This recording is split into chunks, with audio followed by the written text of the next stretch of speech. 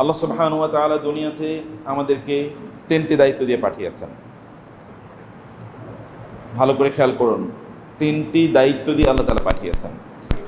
তিনি বলেছেন, ওয়ামা খালাকতুল জিন্না ওয়াল ইনসা ইল্লা লিয়াবুদুন, আমি জিন এবং মানব জাতিকে সৃষ্টি করেছি কেবল আমার ইবাদত করার জন্য, কেবল আমার ইবাদত করার জন্য।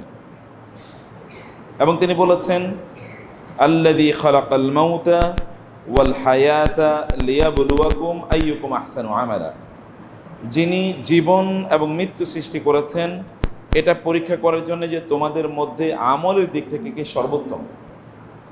অতএব আল্লাহ সুবহানাহু ওয়া তাআলা আমাদেরকে যে সৃষ্টি করেছেন এটার অন্যতম প্রধানতম একটি কারণ হলো আমরা আল্লাহ সুবহানাহু ওয়া তাআলার ইবাদত করব। এবং কোরআনের বহু জায়গায় সেই বক্তব্য এসেছে।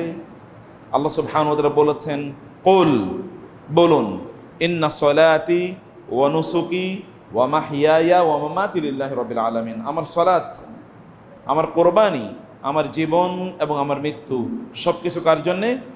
আল্লাহ সুবহানাহু ওয়া তাআলার জন্যে। আল্লাহ সুবহানাহু ওয়া তাআলা বলেছেন আমরা যেন কেবল দিন অনুসারে চলি। তিনি বলেছেন, ওয়ালা তামুতুন্না ইল্লা ওয়া আনতুম মুসলিমুন, তোমরা মুসলিম না হয়ে মারা যেও না। তিনি বলেছেন আমরা যেন একমাত্র ইসলামকেই আমাদের জীবন ব্যবস্থা হিসেবে মেনে নেই। ইন্নাদ-দীন ইনদাল্লাহিল ইসলাম ওয়া মান ইয়াবতাগি গায়রাল ইসলামি দীনান ফালান ইউকবালা মিনহু, আল্লাহর দেয়া জীবন ব্যবস্থা একটাই, তা হলো ইসলাম। আর ইসলামের বাইরে কেউ যদি অন্য কোনো জীবন ব্যবস্থা তালাশ করে তাইলে সেটি তার থেকে কবুল হবে না। অতএব আমাদের সৃষ্টির 3টি উদ্দেশ্যের মধ্যে প্রধানতম উদ্দেশ্য হচ্ছে আমরা আল্লাহ সুবহানাহু ওয়া তাআলার ইবাদত করব এবং আল্লাহ সুবহানাহু ওয়া তাআলার আবেদ হিসেবে, আল্লাহর বান্দা হিসেবে আমরা এই পৃথিবীতে বেঁচে থাকবো। এটা 1 নম্বর কাজ এবং এটার ব্যাখ্যা আমি একটু পরে করছি। 2 নম্বর হচ্ছে তিনি আমাদেরকে খলিফা হিসেবে বানিয়েছেন। এবং আপনারা দেখবেন যে সূরা বাকারার শুরুতেই আল্লাহ সুবহানাহু ওয়া তাআলা বললেন, ওয়াইদ কুলনা লিল মালাইকাতি ইসজুদু লিআদম ফাসজাদু ইল্লা ইবলিস। আল্লাহ তাআলা বললেন, ওয়াইদ ক্বালা রাব্বুকা লিল মালাইকাতি ইন্নী জাইলুন ফিল আরদি খলিফা ক্বালু আতাজআলু ফিহা মান ইউফসিদু ফিহা ওয়া ইয়াসফিকু আদ-দিমা ওয়া নাহনু নুসাব্বিহু বিহামদিকা ওয়া নুকদ্দিসু লাক ক্বালা ইন্নী আ'লামু মা লা তা'লামুন। আল্লাহ তাআলা বললেন, ফেরেশতাদেরকে যখন আপনার রব বললেন যে আমি জমিনে খলিফা বানাতে চাচ্ছি, তখন তারা বললেন আপনি কি জমিনে এমন কাউকে বানাতে চাচ্ছেন যারা জমিনে ফাসাদ তৈরি করবে এবং রক্ত প্রবাহিত করবে, অর্থাৎ যেখানে মারামারি করবে, একজন আরেকজন রক্ত ঝরাবে এবং সেখানে তারা ফাসাদ, ফিতনা, বিভ্রান্তি, বিপর্যয়, এখানে সব কিছু তারা ডিসঅর্ডারলি করে ফেলবে, সব এলোমেলো করে ফেলবে, এই উদ্দেশ্যে আপনি বানাচ্ছেন। অথচ আমরা তো, বা আপনি যাদেরকে বানাবেন তারা তো এই কাজ করবে, আমরাই তো আপনার ইবাদত করি, আপনার তাসবিহ তাহলিল করি। আল্লাহ তাআলা বলেন আমি যা জানি তা তোমরা জানো না। আল্লাহ তাআলা আমাদেরকে খলিফা হিসেবে বানালেন প্রতিনিধিত্ব করার জন্য, খেলাফত কায়েম করার জন্য আল্লাহ তাআলা পাঠিয়েছেন। এটা 2 নম্বর কাজ। এবং খেলাফতের বিষয়টি আমি অন্য জায়গায় পরে আলোচনা করছি। 3 নম্বর, আল্লাহ সুবহানাহু ওয়া তাআলা আমাদেরকে বানিয়েছেন আমরা যেন এই জমিনকে আল ইস্তেমার করি। ইস্তেমার হচ্ছে জমিনকে আবাদ করা। হুয়াল্লাযী আনশাআকুম ফিল আরদি ওয়াস্তা'মারাকুম ফিহা, তিনি তোমাদের রব যিনি তোমাদেরকে এই জমিনে সৃষ্টি করেছেন এবং এই জমিনে তিনি তোমাদেরকে ইস্তেমার করার জন্য বলেছেন। এবং এই ইস্তেমার মানে হচ্ছে জমিনকে আবাদ করা। যেমনিভাবে মসজিদকে আবাদ করার ব্যাপারে আল্লাহ তাআলা বলেছেন, ইন্নামা ইয়া'মুরু মাসাজিদাল্লাহি মান আমানা বিল্লাহি ওয়াল ইয়াউমিল আখিরি ওয়া আকামাস সালাতা ওয়া আতাজ যাকাতা ওয়া লাম ইয়াখশা ইল্লাল্লাহ ফাআসা উলাইকা আন ইয়াকুনু মিনাল মুহতাদিন। জমিন মসজিদগুলোকে তারা দায়িত্ব পালন করবে, মসজিদের কমিটি কারা হবে, মসজিদের ম্যানেজমেন্টে দায়িত্ব কারণ পালন করবে, সেই ব্যাপারে আল্লাহ তাআলা বললেন যে এখন থেকে, মানে সেই বাইতুল্লাহর আলোচনায় আসলো, বাইতুল্লাহ এর ম্যানেজমেন্টের পরিচালনার দায়িত্ব আগে ছিল মুশরিকদের। রাসূলুল্লাহ সাল্লাল্লাহু আলাইহি ওয়াসাল্লাম যখন মক্কা বিজয় করলেন, মক্কা বিজয়ের আগ পর্যন্ত দায়িত্ব কাদের ছিল? মুশরিকদের দায়িত্ব ছিল। তারাই তো এখানে মক্কায়, তারা এখানকার নেতা, অতএব তারা এটা পরিচালনা করছে। কিন্তু যখনই মক্কা বিজয় হলো, এরপর থেকে ঘোষণা করা হলো যে এখন থেকে মা কানা লিল মুশরিকিনা আন ইয়া'মুরু মাসাজিদাল্লাহ, মুশরিকদের আর কোনো সুযোগ নাই তারা আল্লাহর মসজিদগুলোকে, তারা এগুলোকে নিয়ন্ত্রণ করবে বা এগুলোকে আবাদ করবে। এটা তাদের এখন থেকে আর কোনো দায়িত্ব নাই, এই অধিকার তাদের নাই, এটা তাদের কাছ থেকে নিয়ে নেওয়া হলো। এবং ইন্নামা ইয়ামুরু মাসাজিদাল্লাহ, আল্লাহর মসজিদগুলো আবাদ করবে তারাই যারা আল্লাহর প্রতি ঈমান আনে, যারা নামাজ কায়েম করে এবং যারা কি করে, যাকাত প্রদান করে, এবং যারা আল্লাহ ছাড়ার কাউকে ভয় পায় না। এই পাঁচটি কাজের কথা বলেন, এই সকল ব্যক্তিরা মসজিদের আবাদ করবে। আমি মসজিদের আবাদের কথা বলছি না, আল্লাহ সুবহানাহু ওয়া তাআলা জমিনকে যেন আমরা আবাদ করি, এই জন্য আল্লাহ সুবহানাহু ওয়া তাআলা আমাদেরকে পাঠিয়েছেন। এখন এই সবগুলো কাজের মধ্যে কি আছে? এই সবগুলো কাজের মধ্যে আছে আখলাকের ইস্যু, আখলাক, চরিত্রের ইস্যু আছে সবগুলো কাজের মধ্যে। এটা যদি কোনো অবস্থায় মিস হয়, তাইলে খালেক, খলক এবং খুলুক এই তিনটি একই শব্দ থেকে এসে, খালেক মানে স্রষ্টা এবং খালাম কফ থেকে এসে। আবার যদি আপনি বলেন খালক মানে মাখলুক, আমরা হচ্ছে আল্লাহর সৃষ্টি, আর এখান থেকে এসে খুলুক, খুলুক মানে হচ্ছে চরিত্র। অতএব খালেক, মাখলুক বা খালক এবং খুলুক এই তিনটি একই সূত্রে গাঁথা। যদি আপনি কোনো একটাকে লস করেন বা লুজ করেন, তাহলে বাকি দুটো আপনি পাবেন না। মানে যেমন যদি আপনি যদি আখলাক না থাকে, তাহলে আপনি কোনোভাবে স্রষ্টার সাথে, সৃষ্টিকর্তার সাথে, আল্লাহর সাথে, খালেকের সাথে আপনার সম্পর্ক থাকবে না। যদি আপনি মানুষের সাথে আপনার আচরণ যদি সুন্দর না করেন, তাহলে আল্লাহর সাথে আপনার সম্পর্ক থাকবে না। আল্লাহর সাথে যদি আপনার আচরণ সুন্দর না করেন, তাহলে আল্লাহর সাথে আপনার সম্পর্ক থাকবে না। তাহলে মধ্যখানে আপনি ডিসকানেক্টেড হয়ে যান আল্লাহর সাথে। আর ডিসকানেক্টেড যদি হয়ে যান, আপনার যেমন এখন মসজিদে যদি ইলেকট্রিসিটি পাওয়ার যদি না থাকে, তাহলে সব বন্ধ হয়ে যাবে, মাইক বন্ধ হয়ে যাবে, ফ্যান বন্ধ হয়ে যাবে, এসি বন্ধ হয়ে যাবে, সব কিছু বন্ধ হয়ে যাবে। আপনারও আল্লাহর সাথে যদি কানেকশন যদি আপনি লুজ করেন, মানে কানেকশন যদি হারিয়ে যায়, তাহলে এভরিথিং উইল বি লস্ট, সব হারিয়ে যাবে। তাহলে এখানে মৌলিক ইস্যুটা দাঁড়ালো কোথায়? আমরা আল্লাহ সুবহানাহু ওয়া তাআলা এর ইবাদত করার জন্য আমাদেরকে আল্লাহ তাআলা তৈরি করেছেন। এখন প্রশ্ন হলো ইবাদতটা কি? ভালো করে খেয়াল করুন, ইবাদতটা কি? ইবাদতটা কেবল মসজিদে এসে 5 ওয়াক্ত নামাজ আদায় করা? ইবাদতটা কি কেবলমাত্র রমজান মাসে রোজা রাখা? হজ যদি ফরজ হয় তাহলে হজ করা, যাকাত যদি ফরজ হয় তাহলে যাকাত দেয়া? এতটুকু ইবাদতের জন্য আল্লাহ আমাদেরকে বানিয়েছেন, এতটুকুই আমাদের কাজ। এই কাজ করলে আপনি সব করে ফেললেন। তাহলে আল্লাহ যে বললেন আমি মানুষকে কেবল আমার ইবাদতের জন্য বানিয়েছি, তাহলে ইবাদতের জন্য বানাইলো কোত্থেকে? আপনি এবং আমি বলেন তো, আমরা প্রতিদিন আল্লাহর ইবাদত কয় ঘন্টা করি? কয় ঘন্টা করি আল্লাহর ইবাদত? যদি এগুলোই কেবলমাত্র ইবাদত হয়, তাহলে আপনি কত মিনিট নামাজ পড়েন মসজিদে এসে? জুমাবারে নাইলে আপনার একটু বেশি সময় দেন, আর অন্য দিনগুলোতে আপনি বলেন তো কত মিনিট সময় দেন? জোহরের জন্য নাইলে 20 মিনিট, নাহলে 15 মিনিট, আসরের জন্য 10 মিনিট, মাগরিবের জন্য 10 মিনিট, এশারের জন্য নাহলে 15 মিনিট, ফজরের জন্য নাহলে 15 মিনিট, সব মিলে তো 1 ঘন্টা। তাহলে বাকি 23 ঘন্টা তো আপনি নিজেরই কাজ করেন। আর যে 1 ঘন্টাও আমরা যদি কেউ মসজিদে আইসা নামাজ পড়ি, তাইলে এতটুকু সময় যায়। মসজিদে যারা নামাজ আদায় করে না, তাদের তো তার চেয়ে সময় কম, তার চেয়ে কম সময়। তাহলে আপনি 23 ঘন্টা নিজের কাজ করলেন, আর 1 ঘন্টা কোনো মতে আল্লাহর ইবাদত করলেন, তো ওই আল্লাহর ইবাদতের সময় তো আল্লাহর প্রতি আমাদের মন থাকে না, তখনও আল্লাহ সুবহানাহু ওয়া তাআলাকে আমরা ভুলে যাই বিভিন্নভাবে। তাহলে আল্লাহ সুবহানাহু ওয়া তাআলা এর ইবাদতের জন্য তিনি আমাদেরকে বানিয়েছেন মানে কি? আল্লাহর ইবাদতের জন্য তিনি আমাদেরকে বানিয়েছেন, তাহলে তো আমরা কথার অর্থ বুঝলাম না। মানে হচ্ছে সত্যিকার অর্থে এগুলো তো ফরমাল কিছু ইবাদত, কিন্তু ইনফরমাল ইবাদত আছে। প্রত্যেকটা কাজই আপনার ইবাদত হতে পারে যদি আপনি প্রত্যেকটা কাজ আখলাকের উপর ভিত্তি করে যদি আপনি করেন, যদি চরিত্রটা সুন্দর রেখে প্রত্যেকটা কাজ আপনি করেন, তাহলে আপনার এটাও ইবাদত হবে। সেটা যাই হোক না কেন, সেটা আপনার ব্যবসাও ইবাদত হতে পারে, হতে পারে না? ব্যবসা ইবাদত হতে পারে কিনা? বড় ইবাদত। আপনারা জানেন এই পৃথিবীতে আমাদের দেশ ইসলাম এই সকল অঞ্চলে, অন্যান্য দেশগুলোতে ইসলাম প্রচার করেছে কারা? 3 ধরনের লোকেরা তারা ইসলাম প্রচার করেছে। একটা হচ্ছে ব্যবসায়ীরা ইসলাম প্রচার করেছে, 2 নম্বর হচ্ছে যারা বিভিন্ন জায়গায় মিলিটারি ক্যাম্পেইন নিয়ে গিয়েছে, অর্থাৎ তারা সেনা হয়ে বিভিন্ন জায়গায় তারা গিয়েছে, সেনাপতি। যেমন আমাদের এই দেশে এসে কি ইখতিয়ার উদ্দিন মোহাম্মদ বিন বখতিয়ার খেলজি, নাম শুনছেন কোনদিন? ইখতিয়ার উদ্দিন মোহাম্মদ বিন বখতিয়ার খেলজি, তিনি এসেছেন মূলত মোগলদের পক্ষ থেকে এই অঞ্চলটা মুসলমানদের শাসনের অধীনে নেয়ার জন্য তিনি এসেছিলেন এখানে। এবং তখন এখানে শাসন করতে মূলত হিন্দু রাজপুত্ররা এখানে শাসন করত। রাজ সিংহ, আপনার নিশ্চয় নাম জানবেন। নদিয়াতে তিনি এসেছেন মাত্র 17 জন সৈন্যতার সাথে নিয়ে তিনি এই অঞ্চলে এসেছেন, এবং তার ভয়ে ওইখানকার যে রাজপুত্র, এখানকার যে শাসক ছিল হিন্দু শাসক, এই শাসক পালিয়ে চলে গেছে। পালিয়ে এই যে আমাদের যে সোনারগাঁও অঞ্চলে চলে এসে পালিয়ে, নদিয়া থেকে ওই অঞ্চল থেকে পালিয়ে চলে এসছে। এবং পরে ওনার মাধ্যমে আমাদের এখানে ইসলাম আসে। তাহলে কখনো কখনো কোথাও কোথাও মুসলিম শাসকরা ওই অঞ্চলটা মুসলমান শাসনের অধীনে নিয়ে যাওয়ার জন্য তারা ওইখানে কখনো কখনো ইসলাম নিয়ে গেছেন।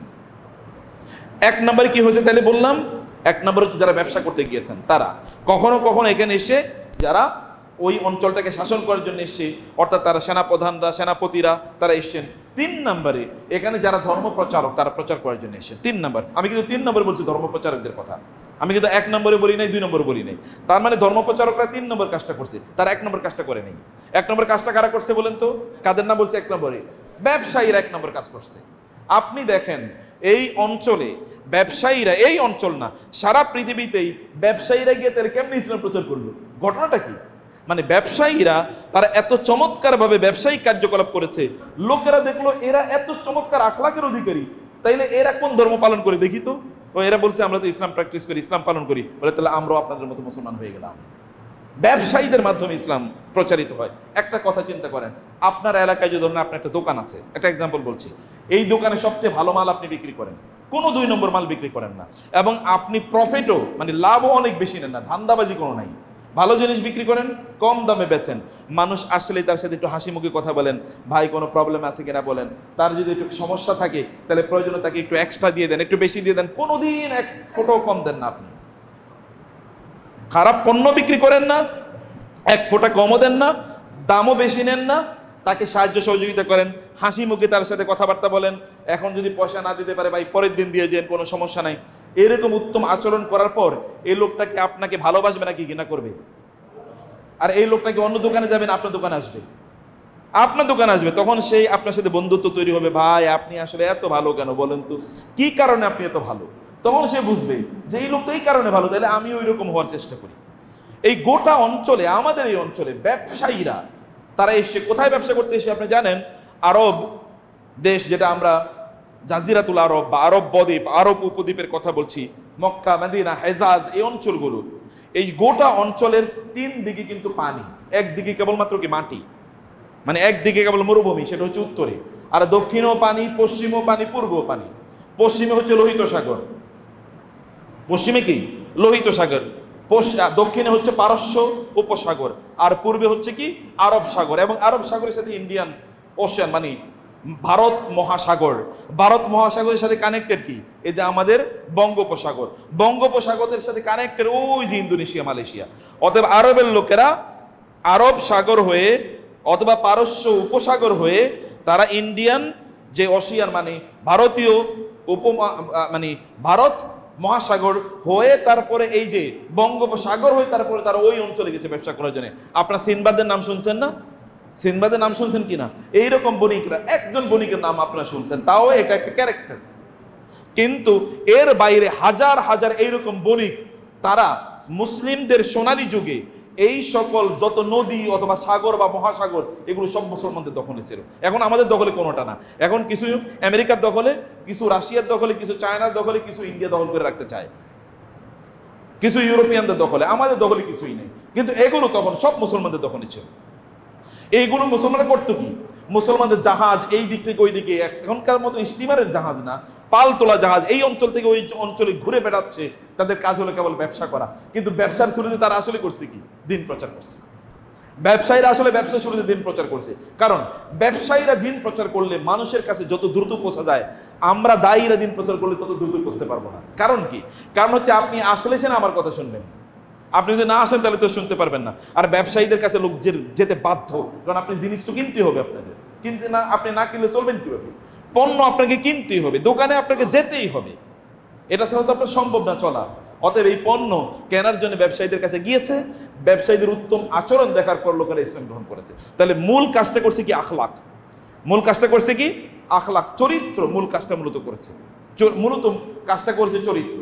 এবং 2 নম্বরে, অতএব আপনি এবং আমি যখন আমরা আখলাকের কথা বলি, যখন আমরা বলছি ইবাদত, মূলত আপনার ব্যবসারও একটা ইবাদত, আমি যেটা বলেছি। এবং যেমন ধরেন আপনি যখন বলবেন যে মুসলিম শাসকরা কিভাবে তারা কিভাবে দায়ী হলো, আপনি জানেন আবু ওমর রাদিয়াল্লাহু তাআলা আনহু যখন জেরুজালেম মানে হচ্ছে এই যে ফিলিস্তিন, সিরিয়া, এই অঞ্চলটাকে জেরুজালেম বলা হয়, যখন জেরুজালেমে মুসলমানরা যখন এই জায়গাটা দখল করলো, মানে যুদ্ধ হলো ওদের বিরুদ্ধে, বাইজান্টাইন তৎকালীন খ্রিস্টানদের বিরুদ্ধে যুদ্ধ হয়, যুদ্ধ হওয়ার পরে তারা পরাজিত হয় এবং তারা আত্মসমর্পণ করবে জেরুজালেমের লোকেরা। এখানে ইহুদি এবং খ্রিস্টানরা এখানে বসবাস করত। তো তারা আত্মসমর্পণ করবে, তারা শর্ত দিল ওমর যদি ব্যক্তিগতভাবে আসেন তাইলে কেবলমাত্র আমরা আত্মসমর্পণ করবো, আদারওয়াইজ মরে যাবো তারপর আত্মসমর্পণ করবো না। তারা আমিরুল মুমিনিন তখন ওমর রাদিয়াল্লাহু তাআলা, তিনি খলিফা, ওমর রাদিয়াল্লাহু তাআলার কাছে চিঠি পাঠালেন। আবু উবাইদা রাদিয়াল্লাহু তাআলা, তিনি তখন আপনার সেনাপতি, তিনি পাঠালেন ওমর রাদিয়াল্লাহু তাআলা আনহুর কাছে চিঠি যে খলিফা আপনি আমিরুল মুমিনিন, আপনি নিজে না আসলে ওরা আত্মসমর্পণ করবে না। এখন আপনি আমাদেরকে বলেন ওদের বিরুদ্ধে যুদ্ধ করবো, যুদ্ধ করলে কিন্তু হাজার হাজার মারা যাবে, নাকি আপনার জন্য অপেক্ষা করবো? আমিরুল মুমিনিন সবাইকে নিয়ে বসলেন, বসে বললেন যে তোমরা কি বলো? ওরা বলেছে আমি যাওয়ার জন্যে, আর যদি না যায় তাহলে তার আত্মসমর্পণ করবে না। তোমাদের মত কি? সেখানে ওসমান রাদিয়াল্লাহু তাআলা আনহু আছেন, আলী রাদিয়াল্লাহু তাআলা আনহু আছেন, এরকম সিনিয়র সাহাবীরা অনেকে দাঁড়িয়ে বলেন যে ইয়া আমির আল মুমিনিন, আপনার যাওয়া ঠিক হবে না। ওরা দাবি করছে দিকে আপনি যাবেন, আমরা কি এত সস্তা নাকি যে ওরা বললে আমি চলে যাব? আলী রাদিয়াল্লাহু দাঁড়িয়ে বলেন ইয়া আমির আল মুমিনিন, আমার মনে হয় আপনার যাওয়া উচিত, আমার মনে হয় আপনার যাওয়া উচিত। আপনি গেলে আমাদের যে সৌন্দর্য, চারিত্রিক সৌন্দর্য ওরা এটা দেখবে এবং এতে চান্স আছে ওরা মুসলমান হয়ে যাবে। আমিরুল মুমিনিন বললেন এটাই ভালো কথা। অতএব সব লোক বললেই যে ঠিক এরকম না, একজনের মধ্যে কি থাকতে পারে? হক থাকতে পারে। বুঝেন নাই? সব লোক বললেই কি সঠিক হতে পারে? পৃথিবীর অধিকাংশ লোক জুয়া খেলে, মদ খায়, সিনেমা দেখে, তাদেরকে সিনেমা দেখে যাওয়া হয়ে গেল? পৃথিবীর অধিকাংশ লোক মিথ্যা কথা বলে, তাহলে কি মিথ্যা কথা বলা জায়েজ? না। একজন লোক হকের পক্ষে থাকতে পারে। যখন রাসূলুল্লাহ সাল্লাল্লাহু আলাইহি ওয়াসাল্লাম দিন প্রচার করেছেন তখন সব হকের পথে কয়জন? একজন, তিনি, অথবা তার স্ত্রী খাদিজা, অথবা তার বন্ধু আবু বকর রাদিয়াল্লাহু তাআলা আনহু, অথবা তার চাচাতো ভাই আলী রাদিয়াল্লাহু তাআলা আনহু, এরাই তো। আর অন্যরা তো ইসলাম গ্রহণ করে না। অধিকাংশ লোকই মুসলমান না, অল্প কয়েকজন মাত্র মুসলমান। হক এটা কোনোদিন সংখ্যার উপর নির্ভর করে না। কত সংখ্যার লোক কি করছে না করছে এটার উপর হক নির্ভর করে না। ওমর রাদিয়াল্লাহু তাআলা আলী রাদিয়াল্লাহুর কথা তিনি মেনে নিলেন এবং তিনি গেলেন এবার জেরুজালেমে। তিনি যাওয়ার সময় সেই ইতিহাস আপনারা জানেন গল্পের। তিনি কি করেছেন? তিনি যে ওট নিয়ে গেলেন, ওটের সাথে একজন ভৃত্য কাজের লোক নিয়ে গেলেন। কিছুক্ষণ ওট চলার পরে কাজের লোকের দাঁড়িয়ে বলেন এবার তুমি ওটে উঠো, আমি রশি টানি। তো বলেন কি আপনি আমিরুল মুমিনিন এবং আপনি কি আমার মনিব, আমি হলাম কৃতদাস, আপনি ওট টানবেন আর আমি ওটের উপর বসে থাকবো? এটা চিন্তা করে জানি কি আমরা কি করি? ধরেন আপনি একটু বাজারে গেলেন, আপনি একটু হোমরা সোমরা কিছু একটা, আপনার সাথে করে একজন অ্যাসিস্ট্যান্ট নিয়ে গেলেন, আপনি কিছু ধরবেন না, অ্যাসিস্ট্যান্টের উপরে আপনি 30টা বোঝা দিয়ে দেবেন, তারপর আপনি কিছু ধরবেন না, বাবুরাম সাপুরে এরকম আপনি বাবুর মতো করে হাইটা যাবেন, একটা জিনিস আপনি ধরবেন। আমাদের চরিত্র এরকম না? সব ওরে দিয়ে করাবো, আমি কিচ্ছু করব না। বাসায় আমাদের বোনেরা যারা আছেন তারাও কাজের মানুষ রাখছেন দেখে এই জন্য তিনি কোনো প্লেটটা পর্যন্ত ধুইবেন না এবং বাচ্চাদেরকে শেখানো না যে প্লেটটা ধোয়া। ঠিক আছে, বুয়া করবেনি, অথবা কাজের খালা আছে বা কাজের মহিলা আছে, ওনারা করবেন, তোমরা কিচ্ছু করো না। বেড বা বিছানাগুলো পর্যন্ত, নিজের জামা কাপড়গুলো পর্যন্ত আমরা ধোয়ানো শিখাইনি আমাদের বাচ্চাদেরকে, সব ওরা করবে। এটাই তো সাধারণত সিস্টেম, মানুষ এরকমই করে, মানুষের চরিত্র এরকমই। কিন্তু ওমর রাদিয়াল্লাহু তাআলা ভিন্ন কথা বললেন। ওমর কিন্তু এটা সাধারণ মানুষ না, ওমর মানে শয়তান। যেই রাস্তা দিয়ে ওমর যায়, শয়তান কি ওই রাস্তা দিয়ে যায়? শয়তান তো অন্য রাস্তা দিয়ে পালায়া চলে যায়, এটা সেই ওমর। ওমর রাদিয়াল্লাহু বলছেন তুমি একবার উঠো, আমি একবার উঠবো, তুমি একবার উঠবে, পালাক্রমে। এখন তিনি তো রাজি হতে চাচ্ছেন না, কাজের লোক, তার ভৃত্য, তার কৃতদাস বলেন না না, তোমাকে উঠতেই হবে, তুমিও মানুষ আমিও মানুষ, তোমার কষ্ট হয় আমার কষ্ট হয়, তোমার কষ্ট হয় না, যেতে হবে এভাবে। এখন অগত্যা করার কি, তিনি কতক্ষণ টানতেছেন ওঠ, কতক্ষণ কি ওই বৃত্ত টানতেছে, এভাবে যাচ্ছেন যাচ্ছেন যাচ্ছেন। কোথায়? সিরিয়া। এটা কিন্তু মদিনা থেকে সিরিয়া বহুত দিনের পথ, 1-2 দিনের, 15 দিনের পথ। গেলেন, যখন জেরুজালেমে গিয়ে পৌঁছলেন তখন আসলে কি ওমর রাদিয়াল্লাহু তাআলা তিনি টানতেছেন হলো উট, আর ওটের উপর বসা কে? কৃতদাস, ওটের উপর বসা।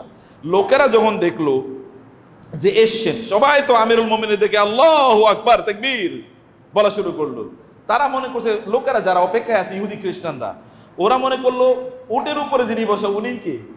আমিরুল মুমিনিন। তারা সবাই তার কাছে দৌড়ে গেছে। আর কিন্তু মুসলমানরা যারা নেতৃস্থানীয়, যেমন আবু উবাইদা ইবনুল জাররাহ, এরা দৌড়ে গেছে কার কাছে? আমিরুল মুমিনিন যিনি রশি টানতেছেন। ওরা ভেবাকে শেখা খেয়ে গেছে, কি রে আমরা যাচ্ছি ওই লোকের কাছে আর এরা দেখি যায় এর কাছে, ঘটনা কি? এরা বুঝতে পারছে না, কারণ এটা তো পৃথিবীর ইতিহাসে হয় না কোনো দিনের আগে। এটা তো পৃথিবীর ইতিহাসে এর আগে কোনোদিন হয় নাই। তারা একটু অবাক হয়ে গেল, ঘটনা কি, তাহলে আমরা কোথায় ভুল করতেছি, এরা ওইখানে গেল কেন, আমরা এখানে কেন, কিছুই তো বুঝতেছি না। যায়া দেখে যে তারা একটু ভালো করে খেয়াল করে দেখলো যে ওরা বলতেছে ইয়া আমিরুল মুমিনিন, ইয়া আমিরুল মুমিনিন। এরা বুঝলো সর্বনাশ, তাহলে তো ভুল করে ফেলছি, আমিরুল মুমিন তো উনি। জিজ্ঞেস করলো যে আমিরুল মুমিনিন, উনি লাগাম টানতেছে উটের, আর ওইখানে ওই লোক বসে, সেই লোককে বলে উনি তার ভৃত্য, তো ভৃত্য এখানে আর উনি এখানে, বলে এটাই তো ইসলাম। ইসলাম তো আমাদেরকে সাম্যের কথা বলছে, এখানে কোনো ধনী নির্ধন এর কোনো কি নাই, পার্থক্য নাই। ওরা প্রথম দর্শনেই ওমর রাদিয়াল্লাহু তাআলার ভালোবাসায় প্রেমে তারা পড়ে গেছে। এটাই ইসলাম, এইরকম সাম্য, এরকম ভালোবাসা। কারণ এরা এর মধ্যে দেখেছে যে যারা একটু ধনী শ্রেণী, যারা একটু বণিক শ্রেণী, যারা একটু ক্ষমতাশালী, এরা অন্যদিকে তুচ্ছ তাচ্ছিল্য করে কথা বলে, আর এরা দেখে একটা ভিন্ন জাতি। প্রথমেই তাদের অবাক হয়ে গেছে তারা, এবং তারা বললো ওমর রাদিয়াল্লাহু তাআলা কেন্দ্র করে যে আপনি আমাদেরকে যা বলবেন আমরা আপনার সাথে আজকে সেই চুক্তি করব, আমাদের কোনো কথা নাই, আপনি যা বলবেন তাই আমরা চুক্তি করব।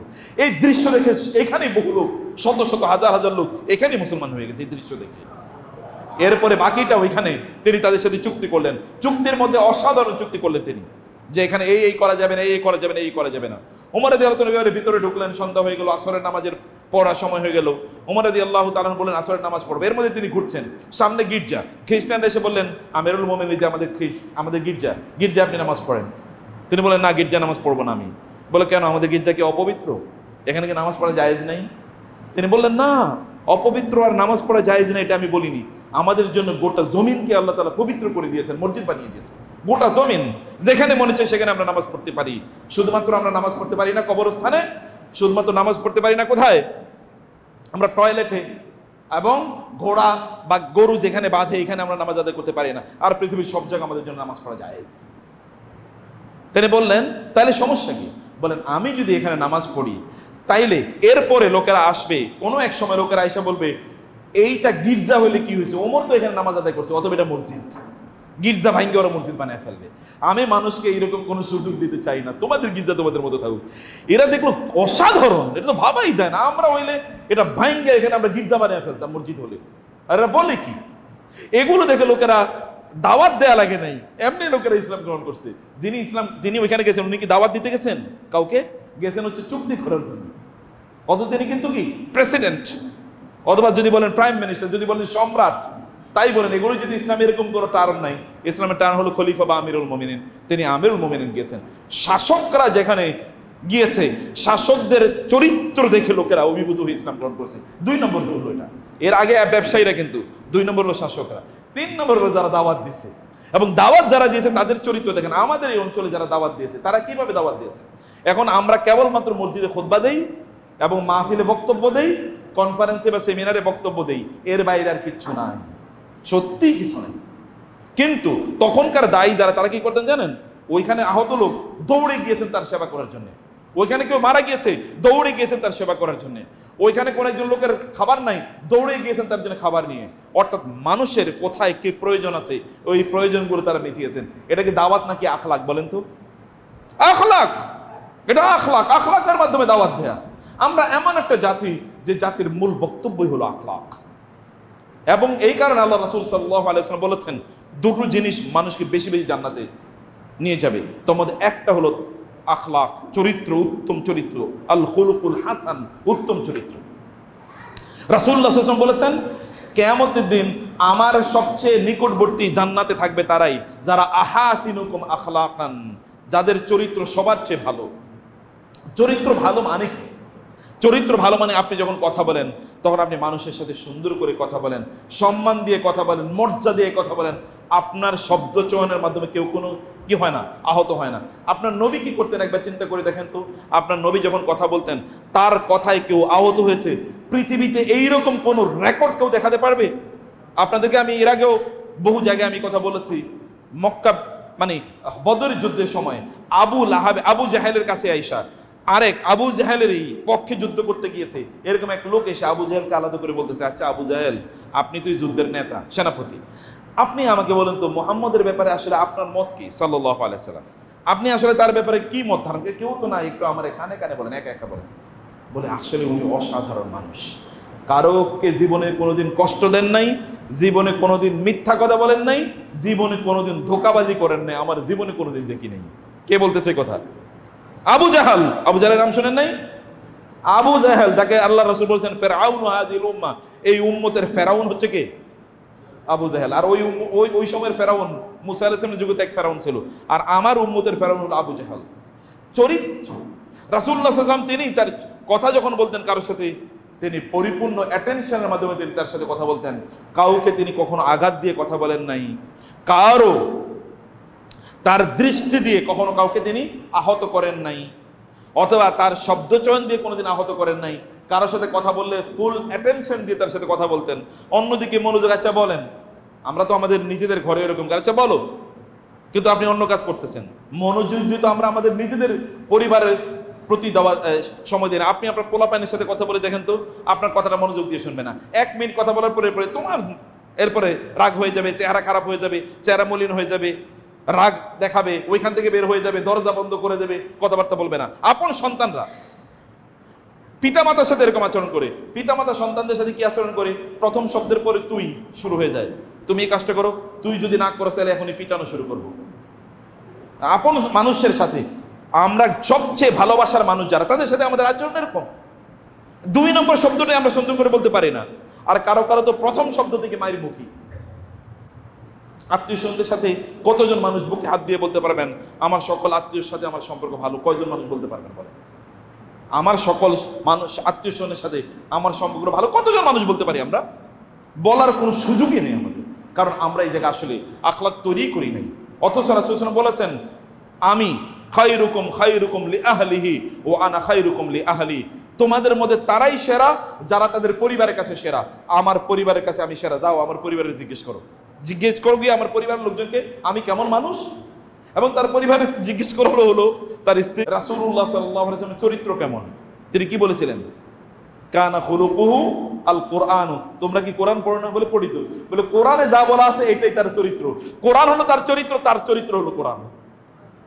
অর্থাৎ তার চরিত্রের বর্ণনা কোরআনে আছে, আর কোরআনে যা বলেছে তার চরিত্রে কি তাই আছে। অর্থাৎ কোরআন এবং তার চরিত্রের মধ্যে কোনো পার্থক্য নাই। চিন্তা করেন তো, আপনি বুকে হাত দিয়ে বলতে পারেন যে কোরআনের একটা আয়াত আপনি 100 ভাগ পালন করেন, 1 ভাগও আপনি ছাড়েন না। একটা আয়াতের কথা আমরা কেউ বলতে পারবো? মুসলমানদের মধ্যে যত বড় মাওলানার, যত বড় আল্লাহওয়ালাই, যত বড় আল্লামাই হোক না, জিজ্ঞেস করে দেখেন কোরআনের একটা আয়াতের প্রতি আমার 100 ভাগ অ্যাপ্লিকেশন আছে, 1 ভাগ আমি কম করি না। একটা আয়াতের প্রতি কেউ বলতে পারবে না। সবই দেখবেন কোনো না কোনো জায়গায় গেঞ্জাম আছে, ভেজাল আছে। আর পুরা কোরআন 30 পারা কোরআনের এমন কোন জিনিস নাই যেটা তার চরিত্রে 100 ভাগ নাই। কেমন মানুষ! অর্থাৎ তার সবচেয়ে উত্তম জিনিসগুলো কি? চরিত্র। লোকেরা তার কাছে, শত্রুরা তার কাছে এসে বন্ধুতে পরিণত হয়ে যেত, আর আমাদের বন্ধুরা আমাদের কাছে আসার পর কি হয়? শত্রু হয়। আমাদের বন্ধুরা আমাদের কাছে আসার পরে শত্রু হয়, তার শত্রু তার কাছে আসলে বন্ধু হতো। এটা তার চরিত্র, আখলাক। এই আখলাক সর্বত্র। আপনি যখন গাড়িতে, আপনি যখন বিভিন্ন জায়গায় যান, যখন আপনি মানুষের সাথে চলেন, তখন আপনার আখলাক কি? তখন আপনি কেমন ভাবে চলেন বলেন? আপনি যখন বাজারে যান তখন আপনি কেমন করেন? আপনি যখন আপনি মাঠে ঘাটে যান তখন আপনি কে করেন? আখলাকের মানে আখলাকের সরেয়াও আমাদের মধ্যে নাই, আখলাকের হামজও আমাদের মধ্যে নাই, চরিত্রের চও আমাদের মধ্যে নাই, উত্তম চরিত্রের কোনো কিছুই নাই। আমেরিকাতে ওয়াশিংটন ডিসিতে একবার একটা কমপ্লেক্স তৈরি করার জন্য একজন মুসলিম স্কলার সেখানে গেলেন। গিয়ে দেখলেন যে ওখানে প্রচুর পরিমাণ মশা। তো বলেন যে এখানে একটু কীটনাশক, মানে মশা মারার জন্য ওষুধ দাও তো। বলে যে না, এখানে ওষুধ দেওয়া যাবে না। কেন? বলে আমেরিকাতে কোনো কীটনাশক ঔষধ ব্যবহার করে নিষিদ্ধ। বলে কেন? বলে আমেরিকানরা বিভিন্ন কীট পতঙ্গ, মশা মাছির প্রতিও যেন জুলুম না হয়, তাদেরও যেন অধিকার নষ্ট না হয়, এই জন্য তারা ওইখানে কীটনাশক ব্যবহার করে না। ভালো করে খেয়াল করেন, মশা মাছি মারার জন্য কীটনাশক ব্যবহার করে। মশা মশার মতো করে থাকুক, মানুষ মানুষের মতো করে থাকুক, মশা যেন উৎপাদন না হয় সেই জন্য তারা ক্লিন করে রাখে, সেটা একটা ভিন্ন জিনিস। কিন্তু মশা যেন তৈরি না হয়। আমেরিকানরা মশা মারে না, কিন্তু মানুষেরই কি করে? মানুষের মারে না? অ্যাটম বোমা মাইরেও তো মানুষের মারছে জাপানে, আর ইরাক এবং আফগানিস্তানে কি করছে এটা তো আমরা দেখছি। আর আমেরিকার সমর্থন নিয়ে এখন ইসরায়েলের মতো একটা বর্বর দেশ এখানে মুসলমানদের দেশগুলোকে তছনছ করে দিচ্ছে না? হাজার হাজার মুসলমানকে অঙ্গ প্রত্যঙ্গ নাই ইয়ের মধ্যে, বাতাসের মধ্যে উড়িয়ে দিয়েছে। এরকম করতেছে না? সমর্থন কারা দিচ্ছে? এখন লেবাননে বা অন্য জায়গায় আক্রমণ করছে, আমেরিকা বলছে আমরা তোমাদের সাথে আছি, করো যা করার করো। মশা মারে না, কিন্তু মানুষ মারতেছে। কত বড় বর্বরতা! এটা চিন্তা করে দেখেন। এটা কি আখলাক? এটা কি চরিত্র? এটা কোন অবস্থায় চরিত্র না। আমাদের আখলাক হচ্ছে আমরা সব কিছুর প্রতি রহম করি, অনুগ্রহ করি, অন্যায়ভাবে কোনো প্রাণী মারি না, কিন্তু যেটা মারা দরকার এটা মারি, কারণ এটাই ইনসাফ। আপনি সাপ মারতে পারেন, রাসূলুল্লাহ বলেছেন খামসু ফাওয়াসিক, 5টা এমন প্রাণী আছে যেগুলো হলো ফাসিক, পাপিষ্ট, দুষ্ট, এগুলোকে যেখানেই পাওয়া যায়, এমনকি যদি এগুলোকে মসজিদের মধ্যে পাওয়া যায় তাহলে সেখানে মারতে হবে তাদেরকে। এর মধ্যে একটা কি? সাপ। এর মধ্যে আল আকরাব, একটা হলো সাপ। এটা যেখানে পাওয়া যায় সেখানে তাকে মারতে হবে। এর চুমু দেওয়ার কিছু নেই যে আপনি এর দুধ কলা খাওয়াবেন, কয়েকদিন পরে আপনারই মারবে। এটাকে চুমু দেওয়ার কিছু নেই, এটাকে আদর করার কিছু নেই। এটা এরকম একটা জিনিস। রাসূলুল্লাহ সাল্লাল্লাহু আলাইহি ওয়াসাল্লাম তিনি আখলাক কিভাবে দেখিয়েছেন? তারা আখলাক মানে হচ্ছে তিনি রহম, অনুগ্রহ করতেন। আল্লাহ তাআলা তাকে পাঠিয়েছেন কি? ইন্না আরসালনাকা, আল্লাহ তাআলা বলেছেন ওয়ামা আরসালনাকা ইল্লা রাহমাতাল লিল আলামিন, আমি আপনাকে মানব জাতির জন্য রহমত হিসেবে পাঠিয়েছি। এবং রহমতের অবস্থাটা কি? রাসূলুল্লাহ সাল্লাল্লাহু আলাইহি ওয়াসাল্লাম যেখানেই গিয়েছেন তিনি প্রাণীগুলোর প্রতি পর্যন্ত রহম করেছেন। প্রাণীগুলো পর্যন্ত তার কাছে কি করত? অভিযোগ করত যে আমাদের উপর জুলুম করছে আমাদের মালিকরা, এবং তিনি মালিকদেরকে ডেকে বলতেন এই প্রাণীর উপর জুলুম করেন। এটা রহমত। মুসলমানের এরকম রহমতের জাতি। আল্লাহ তাআলা মুসলমানদেরকে এইরকম রহমত মানুষের প্রতি করার জন্য আল্লাহ সুবহানাহু ওয়া তাআলা পাঠিয়েছেন। তোমরা মানুষের প্রতি রহম করো, প্রাণীকুলের প্রতি রহম করো, আল্লাহর সৃষ্টির প্রতি তোমরা রহম করো। ইরহামু মান ফিল আরদি ইয়ারহামুকুম মান ফিস সামা, জমিনে যা কিছু আছে সব কিছুর প্রতি রহম করো, তাহলে আসমানের মালিক তোমাদের উপর রহম করবেন। আর রাহিমুনা ইয়ারহামুহুমুর রহমান, তুমি যদি অন্যের প্রতি রহম করো তাহলে আল্লাহ তাআলা তোমার প্রতি রহম করবেন। আল্লাহ রাসূল সাল্লাল্লাহু আলাইহি ওয়াসাল্লাম জানিয়ে দিয়েছেন রহমত এটা আমাদের আখলাক, এটা আমাদের চরিত্রের একটি বহিঃপ্রকাশ। আমেরিকান একজন খ্রিস্টান মহিলা, পাদ্রী বুঝেন তো, যেমন খ্রিস্টান যারা দিন প্রচার করে ওদের দায়ী যারা, ফাদার মানে ছেলেদেরকে, পুরুষদেরকে বলা হয় ফাদার, আর মহিলারা যারা দিন প্রচার করে তাদেরকে বলে পাদ্রী, মানে মহিলা পাদ্রী, মানে নান, ইংরেজি বলে নান, মহিলা পাদ্রী। ওটা যে পুরুষ পাদ্রী, এটা হলো মহিলা পাদ্রী। এক মহিলা পাদ্রী একবার তিনি ইসলাম গ্রহণ করলেন। তাকে প্রশ্ন করা হলো যে আপনি কেন ইসলাম গ্রহণ করলেন? তিনি বললেন যে আমি চার্চে, অর্থাৎ খ্রিস্টানদের গির্জায়, ওইখানে তো দিন প্রচার করার জন্য যারা দিন প্রচার করে তারা সবাই গির্জায় থাকা লাগে। আমি গির্জায় ছিলাম, কিন্তু গির্জায় পুরুষ পাদ্রীদের অত্যাচারে, জুলুমে আমি সেখান থেকে বের হয়ে এসে এমন জুলুমের কথা আমি আপনাদেরকে বলতে পারবো না কি জুলুম করেছে। কারণ পাদ্রীদের বিয়ে করাকে নিষিদ্ধ, তো বিয়ে করা নিষিদ্ধ হওয়ার কারণে ওইখানে মহিলারা যারা থাকে তাদেরকে তারা এরকম জুলুম অত্যাচার করে। পুরুষ যেহেতু বিয়ে করা জায়েজ নাই তাদের জন্য, নাহলে পাদ্রী হতে পারবে না। এটা খ্রিস্টানদের ধর্ম তত্ত্ব অনুসারে। এই বন্ধু দেখবেন ফাদাররা কত চাকরি করে, বাংলাদেশে বহুত ফাদার দেখবেন আছে, ধর্ম প্রচার করছে, তারা বিয়ে করে না। তো যাই হোক, তিনি বললেন আমি ইসলাম গ্রহণ করেছি, তবে ইসলাম গ্রহণ করার আগে খ্রিস্টান ধর্ম থেকে বাইর হওয়ার জন্য আমি বৌদ্ধ ধর্ম গ্রহণ করছিলাম, কিন্তু বৌদ্ধ ধর্ম গ্রহণ করে কোনো শান্তি পাই না। আমি ভাবছিলাম কোথায় গেলে একটু রহমত পাবো, একটু শান্তি পাবো, মার্সি পাবো, লোকেরা অনুগ্রহ করুক, কিন্তু সবাই, আমি নারী তো, আমাদেরকে লোলুপ দৃষ্টিতে তাকায়। আমি পরে ইসলামের কথা শুনলাম। ইসলামের কথা শুনে আমি ইসলামের ব্যাপারে আমার ধারণা খুবই খারাপ ছিল, কারণ আমাদেরকে মুহাম্মদ সাল্লাল্লাহু আলাইহি ওয়াসাল্লাম সম্পর্কে খুব খারাপ ধারণা দেয়া হতো। বুঝছেন? আপনাদের নবী সম্পর্কে গোটা পৃথিবী জুড়ে নবীর বিরুদ্ধে কথা বলার জন্য, কুৎসা রচনা করার জন্য একদল লোককে টাকা পয়সা দেয়া হয়, ফান্ড দেয়া হয়, ট্রেনিং দেয়া হয় যেন এগুলো তারা বলে। কারণ তারা জানে যদি লোকদের কাছে মুহাম্মদ সাল্লাল্লাহু আলাইহি ওয়াসাল্লামের চরিত্র একবার প্রকাশিত হয়ে যায় তাইলে মানুষের আর থামে রাখা যাবে না। মানুষরা এই মুহাম্মদ সাল্লাল্লাহু আলাইহি ওয়াসাল্লামের অনুসারী, তারা পঙ্গপালের মতো তারা ছুটে এসে এই রাসূলের অনুসারী তারা হয়ে যাবে। এটা তারা জানে। তিনি বলেন তার ব্যাপারে যেহেতু আমাকে আগে নেগেটিভ ধারণা দেওয়া হয়েছিল, এই কারণে আমি কি করব, মুসলমান হব কি হব না এটা আমি চিন্তা করছিলাম। পরে চিন্তা করলাম আচ্ছা এই লোকের ব্যাপারে যেহেতু এত খারাপ কথা এরা বলতো, আমি একটু পড়ে দেখি তো আসলে ঘটনাটা কি। আমি একটু পড়ে দেখি, বলছি আমি তার একটা জীবনী নিলাম, নিয়ে পড়ে দেখলাম সুবহানাল্লাহ, এই মানুষকে তো আমি খুঁজতেছি যিনি আমাকে মুক্তি দিতে পারেন। আমি তো এরকম মানুষই খুঁজতেছি। আমি তার বইটা পড়ার পর, তার জীবনী পড়ার পর আমি অভিভূত হয়ে গেলাম যে আমার স্বপ্নের মানুষটাই নেই, আমি তো এই মানুষকে খুঁজতেছি। এবং সাথে সাথে আমি মুসলমান হয়ে গেলাম। হওয়ার পরে আমি যে শান্তি পাইতেছি, এই শান্তি আমি জীবনে কোনোদিন অনুভব করি নাই। একজন খ্রিস্টান মহিলা ইসলাম গ্রহণ করার পর শান্তি পাচ্ছেন, আসলে জীবনী পড়ি, কারণ আল্লাহ তাআলা তাকে পাঠিয়েছেন এই জন্যে। এবার আমি লাস্ট ওয়ান মিনিটে আপনাদেরকে যে কথাটি বলতে চাই, এক নম্বর হচ্ছে আল্লাহ তাআলার খেলাফত, মানে আল্লাহর ইবাদত কিন্তু আপনি এই কয়েকটা ইবাদতের মাধ্যমে করে শেষ করতে পারবেন না। তাইলে আল্লাহ আপনাকে তার ইবাদত করতে বানিয়েছেন, এইটা অর্থবহ হবে না কোনোদিন। এটা আপনাকে আখলাকের মাধ্যমে পুরো জীবনটাকে ইবাদতময় করে ফেলতে হবে।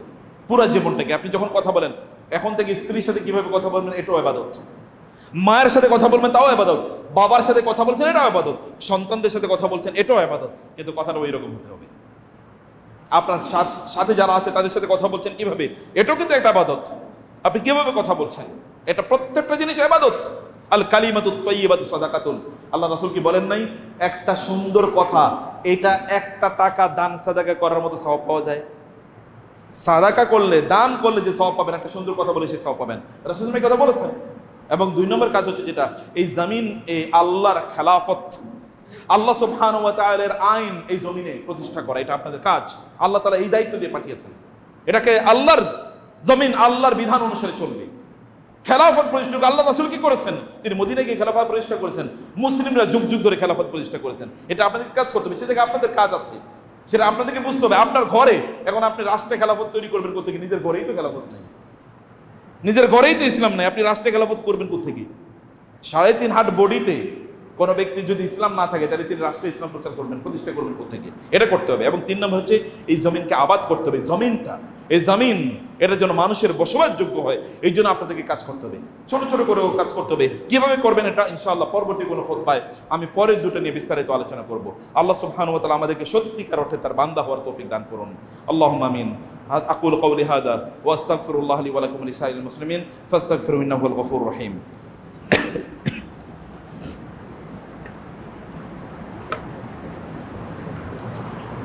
ইন্নাল হামদুলিল্লাহ والصلاة والسلام على رسول الله وعلى آله وأصحابه ومن والاه أما بعد فأعوذ بالله من الشيطان الرجيم بسم الله الرحمن الرحيم إن الله وملائكته يصلون على النبي يا أيها الذين آمنوا صلوا عليه وسلموا تسليما اللهم صل على محمد وعلى آل محمد كما صليت على إبراهيم وعلى آل إبراهيم إنك حميد مجيد اللهم بارك على محمد وعلى آل محمد كما باركت على إبراهيم وعلى آل إبراهيم إنك حميد مجيد আমরা জানো আল্লাহ সুবহানাহু ওয়া তাআলা আমাদেরকে যে উদ্দেশ্যে তৈরি করেছেন সেটি যেন আমরা না করতে পারি, এই জন্য শয়তানের একটা কাজ হচ্ছে আমাদেরকে ভুলিয়ে দেয়া। এবং এই জন্য 3টা শব্দ আপনাদেরকে মনে রাখতে হবে। একটা হলো ইনসান, আর একটা হলো নিসিয়ান, আর একটা হলো ইসিয়ান। ইনসান, নিসিয়ান এবং ইসিয়ান, এবং এরপর হলো রহমান। নিসিয়ান ইনসান মানে যে মানুষের শয়তান কি করে দেয়? নিসিয়ান, ভুলিয়ে দেওয়ার কারণে শয়তান মানুষ কি করে? ইসিয়ান করে, মানে অবাধ্য হয় আল্লাহ তাআলার, এবং অবাধ্য হওয়ার কারণে সে কি হয়ে যায়? শয়তান হয়ে যায়, রহমান থেকে বিচ্ছিন্ন হয়ে যায়। অতএব আপনি যদি রহমানের অর্থাৎ আল্লাহ সুবহানাহু ওয়া তাআলার সাথে কানেকশন যদি বিল্ড আপ করতে হয় তাহলে আপনাকে নিসিয়ানকে বন্ধ করে দিতে হবে। আর নিসিয়ান আসে কোথা থেকে? শয়তান থেকে। শয়তানের কাজ হচ্ছে কি করা? ভুলিয়ে যাওয়া। আচ্ছা, আল্লাহ তাআলা আদমকে সৃষ্টি করার পরে বলেন না যে গাছের কাছে যাইও না? জান্নাতে গাছ কয়টা? একটা না দুইটা? জান্নাতে গাছ কয়টা? অগণিত না? সংখ্যা গোনা আছে? এত বিশাল জান্নাত, এটা কি বাংলাদেশের সমান নাকি তার চেয়ে বড়? তো বাংলাদেশে এত গাছ থাকলে তাহলে জান্নাতে গাছ কেমন? সেই জান্নাতে একটা গাছের কাছেই তো যেতে নিষেধ করছে, নাকি সব গাছের কাছে যেতে নিষেধ করেছে? আচ্ছা, এই গাছটা খুঁজে বাইর করলো কিভাবে? এবং ওই গাছের কাছে আদম আলাইহিস সালাম গেলেন, আর কোন গাছের কাছে যাওয়ার ইস্যু দাঁড়াইলেন, ওইখানেই গেছেন। লা তাকরাবা হাযিহি শাজারাতা, এই গাছের কাছেও যেও না। এবং তিনি সেই গাছের কি ফলও তিনি খেয়েও ফেলেন। গাছে তো গেছেনি, ফলও খেয়ে ফেলছেন, অথচ গাছ মাত্র একটা। এই কাজটা কে করাইছে? শয়তান। আল্লাহ বলছেন আমি আদমকে বলছি এই কথা, কিন্তু আদম ভুলে গেছে। ভুলাইছে কে? আদমের। কে ভুলিয়েছে? শয়তান ভুলিয়েছে। শয়তান আদমকে ভুলিয়েছে। অতএব শয়তানের কাজ হচ্ছে আল্লাহকে ভুলিয়ে দেয়া। আমরা যেন ভুলে যাই আমাদের দায়িত্বকে, কি উদ্দেশ্যে আমরা দুনিয়াতে আসছি, এর জন্য আমরা ভুলে যাই। ভুলে যেন না যাই, এই জন্য ভুলের বিপরীতে কি করতে হবে? আমাদেরকে আল্লাহর জিকির করতে হবে। আল্লাহ সুবহানাহু ওয়া তাআলার জিকির, ফাযকুরুনি আযকুরুকুম, তোমরা আমাকে স্মরণ করো, আমি তোমাদেরকে স্মরণ করব। তাহলে শয়তান তোমাদের কাছ থেকে দূরে সরে যাবে। এই কারণে প্রত্যেকটা মুহূর্তে আমাদেরকে আল্লাহ জিকির করা লাগে। মসজিদে ঢোকার সময় আল্লাহ জিকির, বের হওয়ার সময় আল্লাহ জিকির, উপরে ওঠার সময় আল্লাহ জিকির, নিচে নামার সময় আল্লাহ জিকির, টয়লেট ঢোকার সময় আল্লাহ জিকির, টয়লেট থেকে বের হওয়ার সময় আল্লাহ জিকির, গাড়িতে ওঠার সময় আল্লাহ জিকির, গাড়ি থেকে বের হওয়ার সময়, জামা কাপড় পরার সময়, জামা কাপড় খোলার সময়। এমন কোন সময় আছে যখন আল্লাহ জিকির নাই বলেন তো? এই জিকিরের মাধ্যমে শয়তানকে আপনি কোথায় রাখেন? দূরে রাখেন, তখন আপনি রহমানের সাথে আপনার কানেকশন তৈরি হয়ে যায়। এটাই হলো ইবাদতের মূল সূত্র। এইভাবে যেন আমাদের ইবাদতটা আমরা করতে পারি। আল্লাহ তাআলা তৌফিক দান করুন।